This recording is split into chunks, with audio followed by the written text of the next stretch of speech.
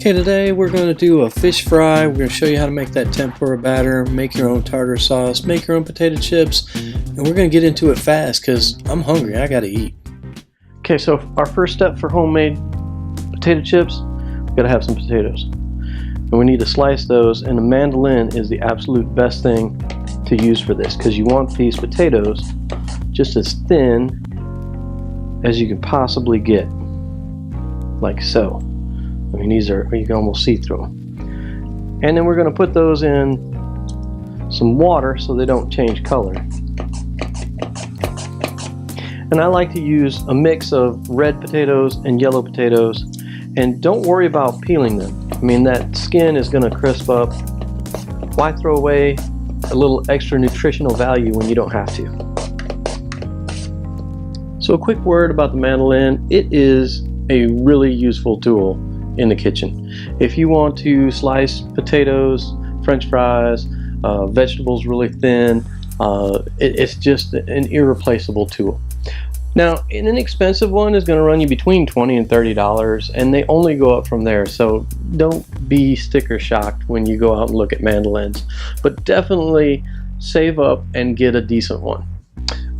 Even the inexpensive ones, they all have a slide or a dial on the side to help you set the thickness of the blade, and then most of them have a lock mechanism so that that blade isn't up and exposed when it's stored or when you're cleaning it. And then they have, you know, a slide or a dial to set how thick you want the slices to be.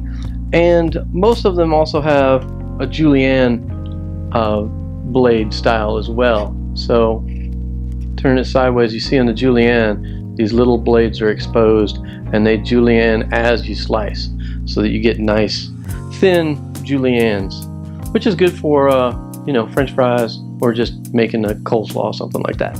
Now after you've rinsed all the starchy water off of the potatoes, you can go ahead and lay them out on a clean kitchen towel. And I prefer a kitchen towel over paper towels because, well, I can use the kitchen towel over and it makes me feel like I'm keeping my carbon footprint small. We're going to go ahead and lay these out in a single layer, and we're going to pat these as dry as possible because, believe me, you don't want wet potato slices hitting the 350-degree oil. That will not be fun. There will be splattering and there will be burning and possibly some new words for your kids to learn. So pat these dry as possible. Go ahead and stack them up and start another batch.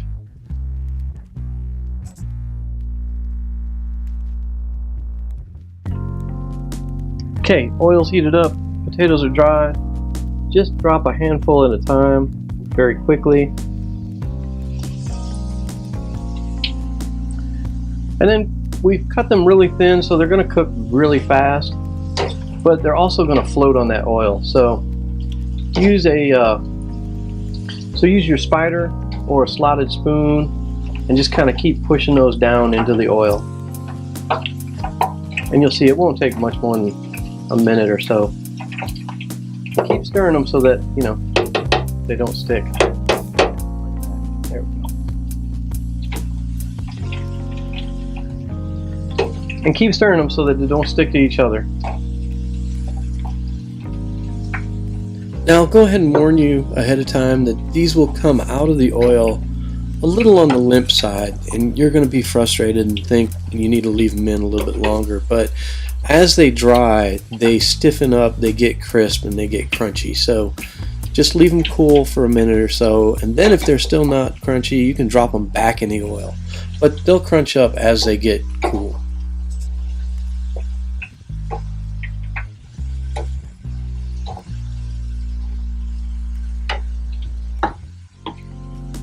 When they start to get brown like so, they're just about ready.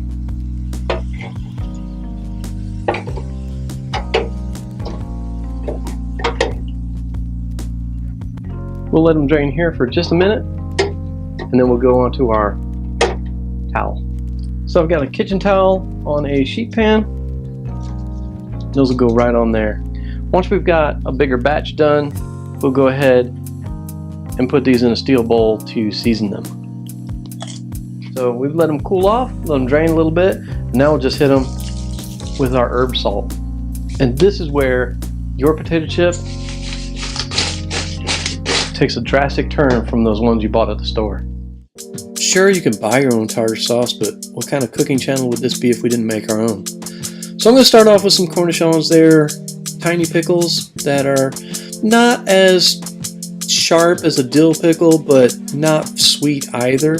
Somewhere in between. We're just going to quarter these, give them a rough chop, and then once we've got a few rough chopped, we're going to give this a nice finer chop. We're looking for about 2 tablespoons total of finely chopped cornichons. Alright, so here we go with fresh tartar sauce. We have half a cup of mayonnaise. We're going to add our 2 tablespoons of cornichons, a teaspoon of dill, the zest of half a lemon, a teaspoon of yellow mustard, a teaspoon of lemon juice. You can kick yours up with a little red pepper flake, or I'm using some chipotle pepper flake. So once you've got it all in there, just give it a good stir. Make sure everything's mixed up really well. And once you see all the streaks of mustard blended in really well, that's ready to serve. Now, of course, you can get that ready-made instant tempura batter, or you can do it yourself, and we're going to do it ourselves. We're going to start with a cup of flour. We're going to add a teaspoon of salt, a teaspoon of dill, a tablespoon of paprika, zest from half a lemon, and a teaspoon of parsley. Now, those herbs could be dry or fresh, doesn't matter. And of course, use fresh if you can, but in the middle of winter, dry is fine. Now you add an amount of club soda equal to the amount of flour you use. So 1 cup flour, 1 cup club soda. The carbonation and just the fact that it's just plain water helps to keep this really light, and it's a very thin batter, which is what we're looking for. We don't want something that's going to be heavy and soak up a lot of oil. Now, while that tempura batter is really excellent on fish and shrimp, it is also really great for frying vegetables. So I'm going to use zucchini. I'm going to cut this in mezzalunas, half moons, about 1/8 of an inch thick, as you can see here. And we're just going to dip those and fry them. So I've got some pollock up here. It was frozen. We thawed it out. It's a mild white fish, and if you go through drive-through, you're probably getting pollock in your sandwich. They use it for fish sticks as well. We've got some nice jumbo shrimps. And of course, we've got the zucchini we've already cut. So we're just going to go ahead and dab these dry like we did with the potato chips. Make sure we get all that water excess off of there, and that'll help our batter stick to it better. Okay, so we're back at the fryer. I've already got my tempura batter sitting in a bowl right next to the fryer, because this is a real quick dip. Flip a little bit of the extra off and into the oil. Now, tempura batter is real thin. It's meant to be.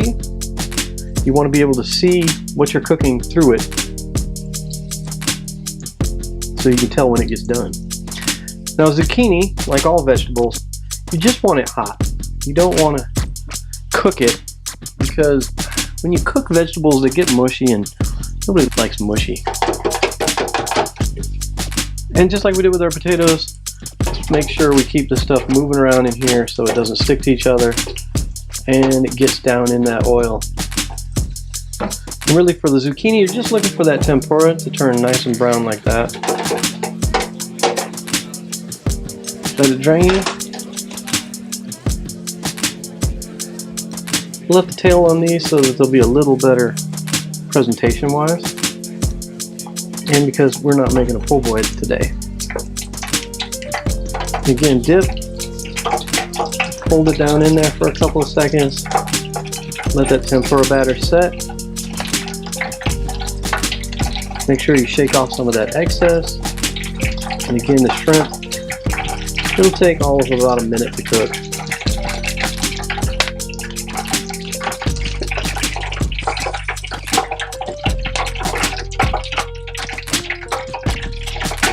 And lastly, our pollock.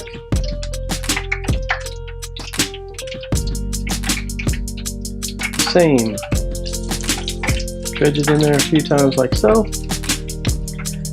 And these you want to go a little skimpy, just 2, maybe 3 if you're really feeling froggy. Don't let those stick together or on the bottom of your basket.